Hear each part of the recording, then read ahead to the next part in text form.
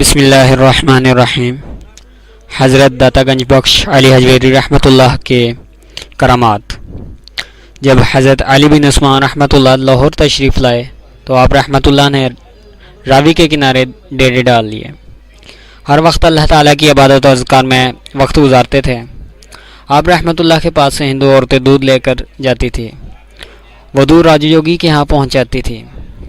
آپ رحمۃ اللہ کو کشف کے ذریعے اس بات کا علم ہو گیا۔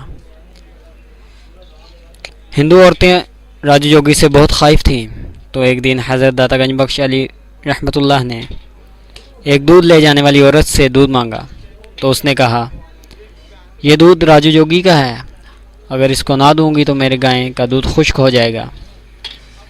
آپ رحمۃ اللہ نے اس بات کی عورت کو تسلی دی اور کہا تم دودھ ہمیں دے دو، تمہاری گائے کا دودھ خشک نہیں ہوگا اور نہ ہی کم ہوگا۔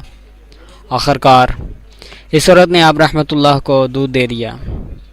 جب راجو یوگی کے پاس عورتوں نے دودھ لے جانا بند کر دیا اور حضرت داتا گنج بخش علی حجویری کے پاس عورتوں نے دودھ بلا تعامل لانا شروع کر دیا تو راجو یوگی بڑا حیران و پریشان ہوا، کیونکہ حالات یکسر تبدیل ہو چکے تھے۔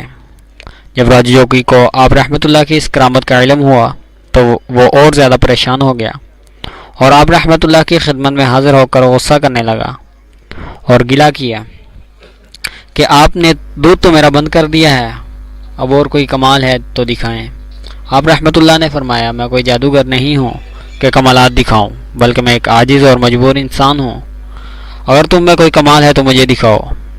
چونکہ راجو یوگی نے کافی ریاضتیں کی تھی اور وہ مجاہدوں میں سے زندگی گزار رہا تھا، تو راجو یوگی نے آپ رحمۃ اللہ کے پاس کئی کرشمے اور کرتب دکھائے، حتیٰ کہ وہ ہوا میں اڑنے لگا۔ تو راجو یوگی جب ہوا میں اڑ رہا تھا تو آپ رحمۃ اللہ نے اپنی جوتی مبارک اس کے اوپر پھینکی اور جوتیاں اس کے سر پر پڑنے لگیں اور باطل پر حق غالب آ گیا۔ وہ شرمندہ اور پریشان ہو گیا تو اس نے آپ کی خدمت میں حاضر ہو کر اسلام قبول کر لیا۔ آپ رحمۃ اللہ کے دست مبارک پر بیعت کر لی۔ اسلام لانے کے بعد اس کا نام عبداللہ رکھا گیا۔ آپ رحمۃ اللہ نے راجو یوگی کے دل کو اس طرح کلی کر دیا کہ آپ کے وصال کے بعد وہاں خلیفہ بھی ہوئے۔ جس مسجد کی تعمیر میں حضرت داتا گنج بخش علی حجویری کے ساتھ مل کر حصہ لیا تھا، اسی مسجد کا امام مقرر ہوئے۔